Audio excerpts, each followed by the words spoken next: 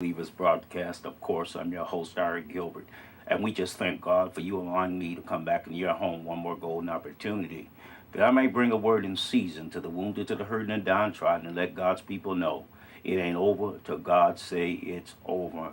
Also, on Sunday night, I'm teaching on the Old Covenant, New Covenant mindset.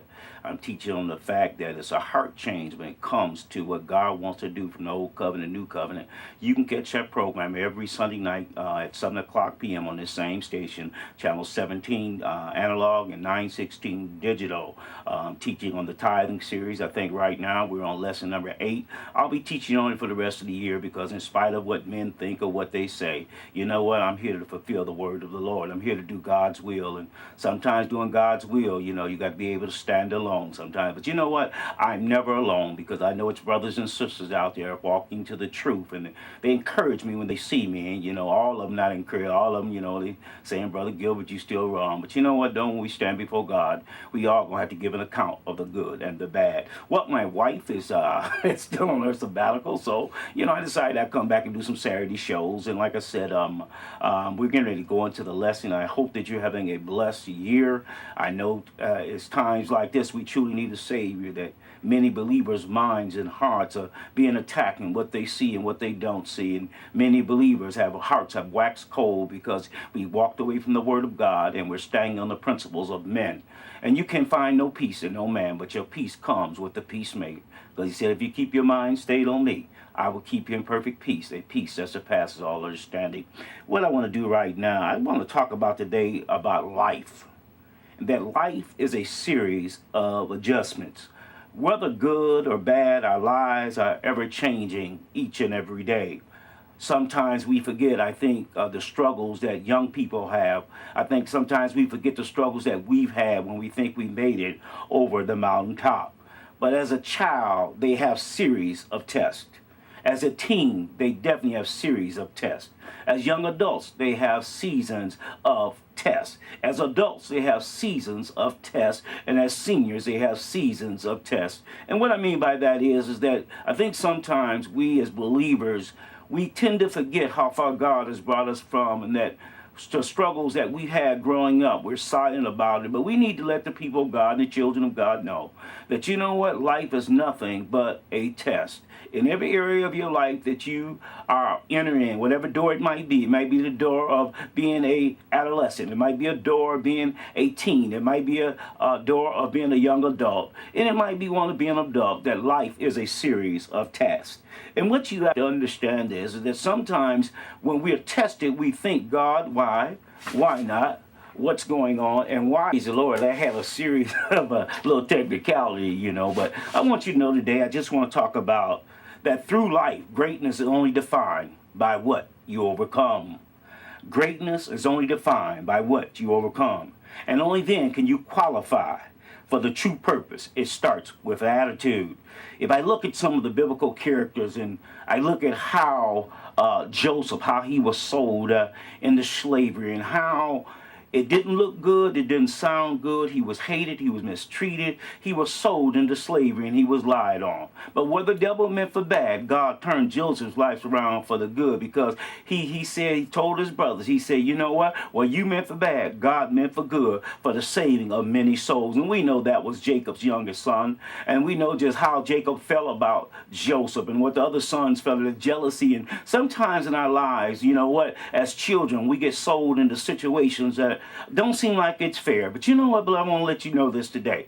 That it says all things work together for them who love the Lord and call according to his purpose. It did not destroy Joseph's life. It just put Joseph's life on the path of destiny. And we thank God for Joseph and what he did. And what I'm trying to show you today is that we got to quit running from our responsibilities when it comes to our test. In testing, sometimes there has to be a spirit of maturity. What do you mean by that, Ira? It has nothing to do with your knowledge. It has nothing to do with how much you know. What it has to do is how you accept your failures and how you mature in your failures. Because it's only through your failures that greatness can be defined.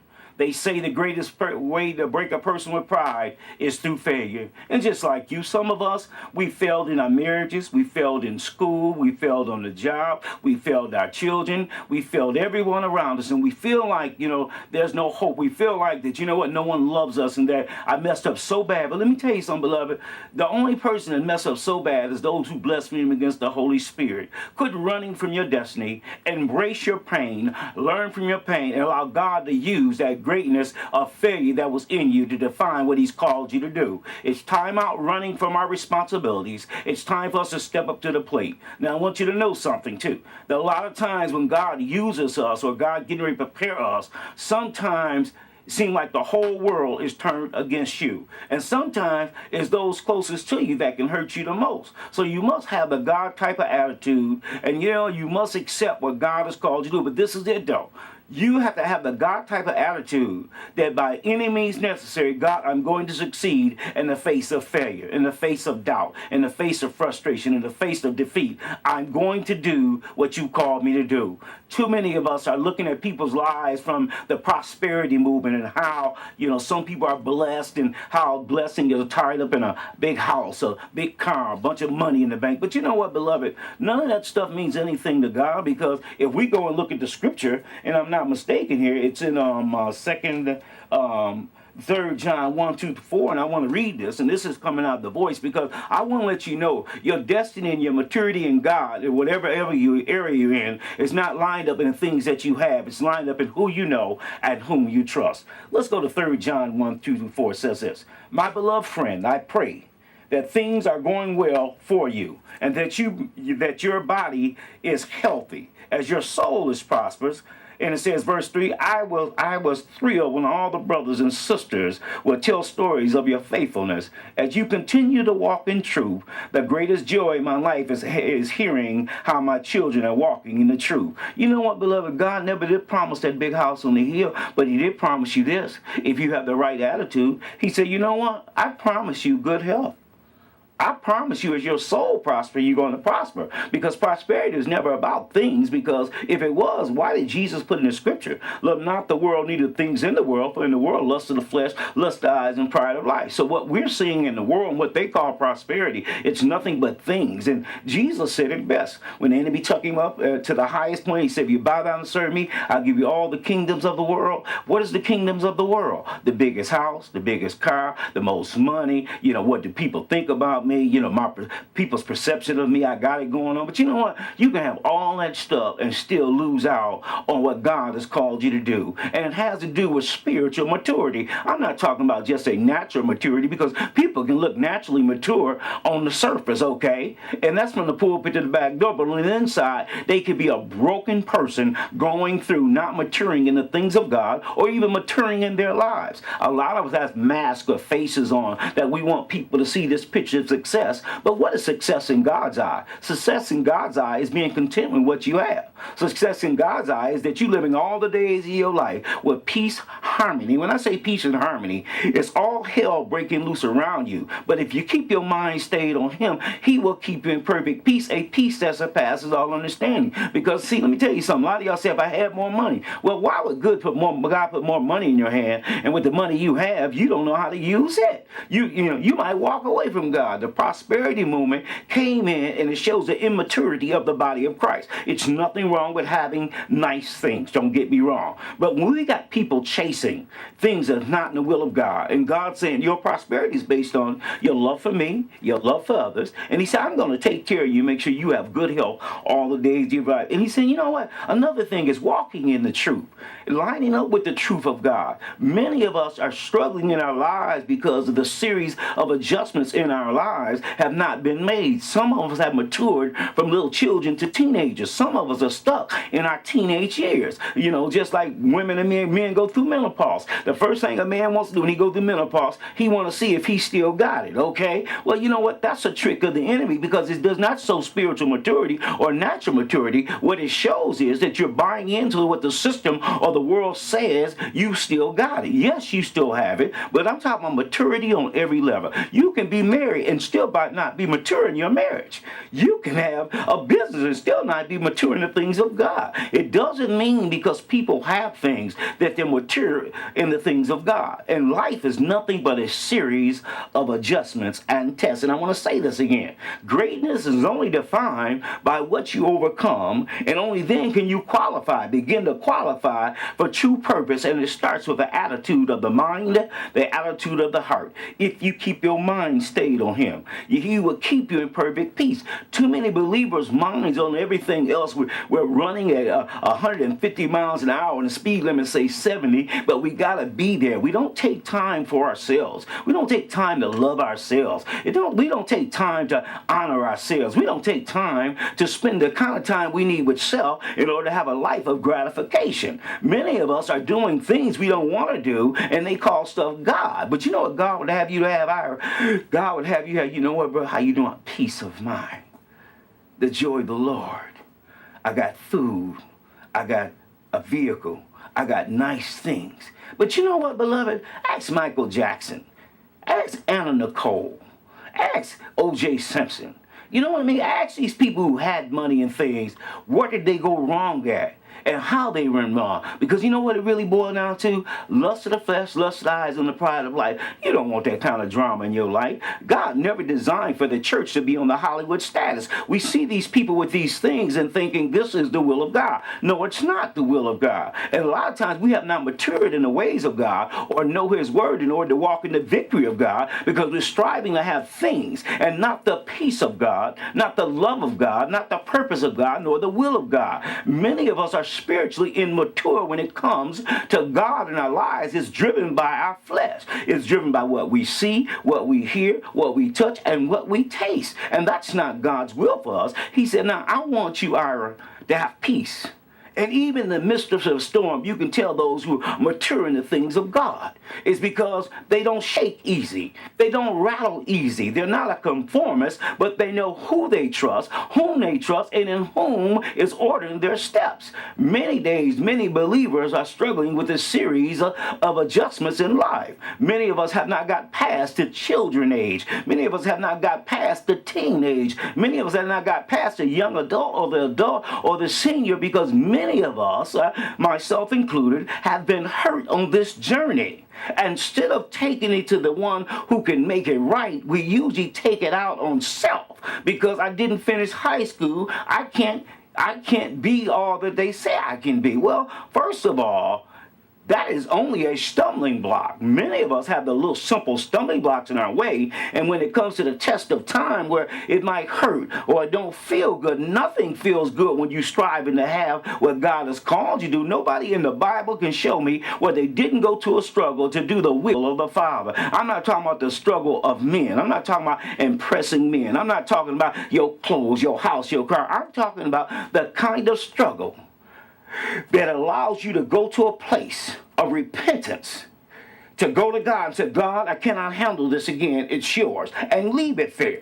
Many say, well, that's irrelevant. No, it's not. Because many of us, we go to God and repent, but we carry that stuff in our hearts because we have not allowed the life of adjustments or the series of adjustments through the Spirit to monitor our hearts and to change the way we do things. That's why we constantly keep getting wounded. We keep getting hurt. We keep getting passed over because we think all the things that we do is locked up in this flesh. But understand this, nothing is locked up in the flesh. Your victory is locked up in the Spirit, but whatever affects your spirit will affect your flesh. So therefore, you have to have your mind stayed on the things of God. Romans 12:2, what do you say? Be not conformed to this world, be transformed by the renewing of your mind. The renewing of what? Your mind. It didn't say your husband, your wife, your kids. We're too busy trying to renew other people's minds and still allowing God to renew our minds. We can't change anyone. Only God can. We can encourage, we can uplift, but in order to change someone, that's not your responsibility, and that's not your job. That's God's job. But if you keep your mind stayed on Him,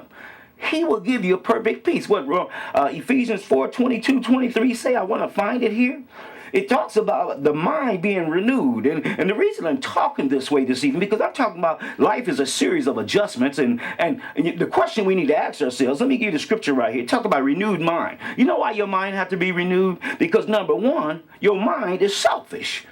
Because, bottom line, that's human nature. It's selfish. All you got to do is ask Adam's two sons, okay? Who was it? Not Adam. Y'all know who I'm talking about. I can't bring him to my name. I shouldn't have used the analogy. But what I'm saying is this. We're selfish people.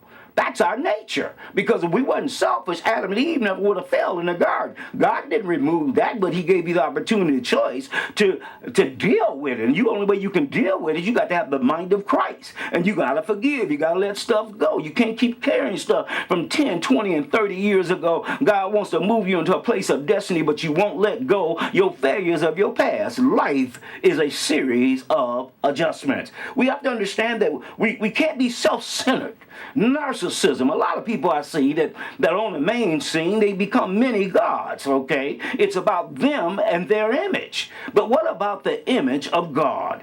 Wouldn't God rather have you loving on people, not walking past people? Wouldn't God having you just encouraging a brother, not trying to tear down a brother? Would God have you going along saying, can I bless you? You don't have to ask to bless nobody because it's in you as the Spirit of God is in you. All Jesus did was bless mankind. You don't need permission to bless somebody. Everybody ain't got to know what you're doing. We're self-centered, okay? And a lot of us are bordering narcissism, okay? Narcissism, all right? That means you the man, you the little guy, you the little J, okay? And then some of us have to be, we're centered on the world too much. Many of our lives are being dictated by what's going on in the world. The Bible tells us in the end days, these are signs of time. So why get caught up? Why get frantic? Why panic when God said, I'm going to supply all your needs? You got electricity, you got food, you got water, you got clothes, you got the necessities of life. All that other stuff don't mean nothing. And the thing about it is this, is that if you're not hooked to the power source, then I understand your struggles. Because most people struggle because there's a choice there. They choose to struggle. I don't choose to struggle. Yes, you do, because you got to give it to the peacemaker and the heart regulator. So too many of us are centered on this flesh and our needs instead of the needs of those around me. If you want to see somebody blessed and you want to see God move in your life, start blessing folk around you. They're going to be the one to say, well, what's wrong with you? Nothing. I got so much. God said, I need to bless some folks. That's what I'm doing. And they might call you crazy. They might call you all. But that's all Jesus did. You remember when Jesus fed the 5,000, how he blessed them folks. And this is what some of y'all. He didn't say, well, it was the rich folks, the poor folks, or the middle class folks. He blessed everybody. And that's our problem right there. We take a picture or image of people in our lives. And once we get that photograph, then we judge whether or not they're worthy of us blessing them. And that's not the will of God. That's the wrong picture. Because every time you take that picture, when you see that person, it should be an image of Christ. In spite of where they're at, maturity, spiritually, naturally so, besides of what they come from, life is a series of adjustments. Some of us have made adjustments and some of us haven't. But life is nothing but a series of adjustments. And as you adjust, God begins to elevate you to that next level of maturity. You'll never be able to mature naturally so without maturing spiritually so, because it's in the spirit that takes control of the inner man. The inner man overpowers this flesh man and say, go left, go right, do this and don't do that. And many of you can't make decisions on your own. Uh-oh. What you mean by that, Ira? I said, because this is the issue. If the Bible tells me, love the Lord thy God, my heart, soul, and mind, love my neighbors thyself, oops, there it is. We have to wait for people to tell us who to love. That's not love. That's manipulation and control. You know, you don't like your kids. If you talk about somebody about your kids and talking about somebody at church or anywhere else, whoever you don't like, them kids ain't gonna like. And you know why? Because they overheard you say something, or you just outright talked about somebody which was not right. That's not love. Life is a series of adjustments. If we continue to look on, we cannot center everything on us. It's not about us. It's not about me. It's about the greater one that lives in me, that they can see the love of God. In spite of what they think about me, it's okay. Because I know what I'm doing is in the will of God. I know that my steps are being ordered by God, and I understand the messages I bring. It's the season that God has me in. Don't ask me why my assignment is so different, but don't dog me out. Don't talk about me. Don't reject me because you don't understand my assignment. Your assignment is different from mine. But guess what? I'm not going to be afraid to step out and do what God called me to do, even if that goes against the status quo, because who said the status quo was right? Who said what they were teaching was right? Who said what you've been taught was right? That's why the Bible tells us, seek ye first the kingdom of what? God, not the kingdom of men. See, because I'd rather obey God, Acts 5:20, than obey men. Many of us rather obey men than obey God. We can see stuff right in the Bible and say, don't do this and don't do that. And we do it, and as if, okay, Lord will forgive me. Wait a minute. If there's conscience of sin before you do it, then is that true repentance and you keep doing it? Life is a series of adjustments. And I hope that I'm talking to someone tonight. I want you to know that God loves you. I love you, and that life is a series of adjustments. Many of us have not adjusted to where God can use us for his glory because we too much into people pleasing. We too much into wanting to be somebody. We too much into want people to know us, not the greater one that lives in us. We want to stay status quo because we don't want to wait too many ways because we want folk to love us. Get over it, okay? They didn't love Jesus. He said, if they rejected me, they're going to reject you. Preach the truth. Stand on the truth. They can call you what they want to call you, but guess what? The Bible says in Isaiah 54:17 that no weapon formed against you. Now, you know what we always quote that, right? And I'm going back. We quote that, but we got to read what the other part of that says. Basically, what we're saying is that every lying tongue, every deceptive tongue, every lie that was told on you, God is saying no weapon formed against you is going to prosper. He said when the enemy comes in like a flood, that he would lift up a standard against you. They can say you wrong, they can say you are, but deep down in their hearts, they know that something's wrong. When people can constantly attack you, and they have no foundation. When people can constantly attack you and there's no character check, you need to ask yourself, because everybody's saying this, is it God and I'm following the crowd, or is it me not listening to what the Spirit is saying to the church? Listen, beloved, life is a series of adjustment. My next question is, are you striving to impress God or men? Okay, is it love when you lie? Is it love when you reject folks? You see somebody and, he said, love the Lord thy God. This is the law is fulfilled one word. Love the Lord thy God with thy heart, soul, and mind. And love thy neighbor as thyself. There's no greater commandments. So bottom line, if it ain't love, what is it? Okay, you feel me, right? So greatness is only defined by what you overcome. Too many of us overcome things and we won't tell the testimony because people, for some reason, don't want this power of testimony in their lives. They rather project perfect people they call perfect people in front of folks. But guess what? Jesus dealt with messed up people all the time. And guess what? My name is Ira Gilbert. I got issues and I know I'm messed up. At least I can meet. At least I know that I can go to Jesus and say, Lord, I know I ain't what I should be, but bless God, I'm not what I used to be. Too many of us are trying to fit in and God's saying, step out. What's wrong? They gonna hate you. They lying on you now. They talking about you now. How person done lied on you already? Done spread a rumor in the church, okay? You this and you that. But just only by the grace of God that God allows us the ability to stand up and mature in his will and his ways. Again, life is a series of adjustments. Listen, how many of you have allowed the good and the bad to affect your life? Even as a child, you're carrying scars that no one knows about. You're carrying scars of abuse, physically, emotionally, and physically. You're carrying scars that've been so deep down in your heart that you can't forgive, and there's a spirit of prison locked up in your heart because you've been hurt so bad. Beloved, my brother and my sister, life is a series of adjustments. It's time to adjust your heart, to let God come in and do a new thing. What did David say? And you got to be willing now, as a disciple, to say, Lord, create in me a clean heart and renew a right spirit. Now, this is it right here. God knows the honesty of your heart. If you're carrying things from your past you can't tell nobody about, take it to Jesus, and it's a process of leaving it there. You notice I say a process, right? A lot of people want to say, well, I took it to Jesus, kept it. No. If you coming back and you still got them same issues when you hear a certain name or you're around certain people, you know you haven't left it at the feet of Jesus because it's still causing hostility to rise up in you.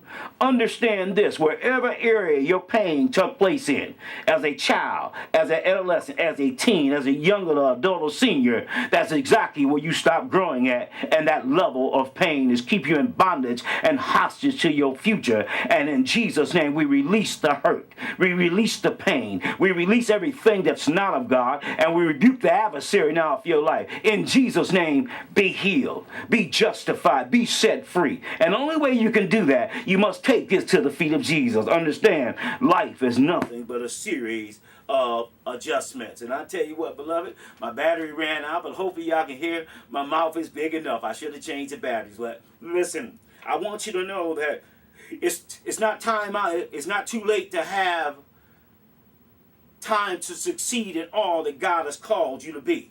Don't allow your failures and your disappointments to keep you at a place of rejection, low self-esteem, and no hope. How do you deal with struggles of everyday living? How does your past affect your future? Where did you stop at and you can't seem to release it because it hurts so bad? Understand this, deliverance will come, but understand life is a series of adjustments. How do you perceive your perception of your life? Do you perceive yourself as a failure? Do you perceive yourself as an overcomer? Understand this, life is a series of adjustments. Be ye healed and justified and set free. Is your life God approved or people approved? Many people are more impressed with improving or trying to hold up an image that they are in front of men, but behind closed doors, you're broken, in pain, in trouble, and going through. Understand, life is a series of adjustments. Be ye healed. Is your life your choices? Many people, for instance, I tell my wife this. I love her dearly. I love my wife. And we are married, but I tell her, I said, baby, I said, I understand what you're saying. I said, but understand this, because I'm married, it still means I have my independence. How about you? Because I'm bound to something or someone does not mean I lose my independence. It's many of you that don't have independence in your life because you allow the people, places, and things to dictate who you are, what you are, and when you are in different seasons and times of your life. God made you as an individual, and as an individual, you ought to control your own choices. Don't let life situations or people dictate to you the decisions you need to make. Yes, we seek wise counsel, but when it all comes down to it, it's going to be you and that situation. Life is a series of adjustments. Have you forgiven that wound as a child? Have you forgiven that wound as a teenager? Have you forgiven that wound as a young adult or as an adolescent? Have you forgiven that man who divorced you and walked off and left you? Life is a series of adjustments. Many will go to their graves not with the series of adjustments with a renewed mind. They're going to go to their grave with bitterness and hatred in their hearts. And when they stand before God, they're going to lose their salvation based on the life that they led because they could not get past the series of adjustments when they were hurt, in trouble, and in pain. Come to the feet of Jesus. We must understand that who is truly the head of your life? You or your circumstance? Aren't you tired of being in the same place physically and mentally and spiritually? The only way your life can change, you got to deal with the cards that you were dealt with. Life can be funny sometimes. We look at other people's lives and want to judge how we should operate in our lives based on what we see them doing or what they have. Understand this, where much is given, much is required. Well, beloved, I'll tell you what, I tried to preach at the end. I want you to know my name is Ari Gilbert. I love you till next week. Come back. I'm going to finish this talking about life is a series of adjustments. God bless you till next week. Love you to God.